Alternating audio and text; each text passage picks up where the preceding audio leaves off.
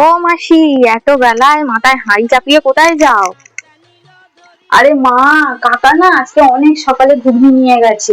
এত টেস্টি হয়েছে ঘুগনি, আজকে সব বিক্রি হয়ে গেছে। তাই কাকা বললো কি তুমি আর এক হাঁড়ি দিয়ে আসো, এখনো অনেক বেলা আছে। ওই জন্য আমি এখন যাচ্ছি ঘুগনি দিয়ে আসতে হাঁড়ি ভরে। বাবা, তোমাদের ঘুগনি শিল্প তো হেভি চলছে গো। আরে এটা রাজ্যের বুদ্ধি, চলবে না? এটা তো আর আমার বুদ্ধি না, আমার বুদ্ধি হলে হতো না। যে রাজ্য চালাচ্ছে তার বুদ্ধি তো চলবেই না।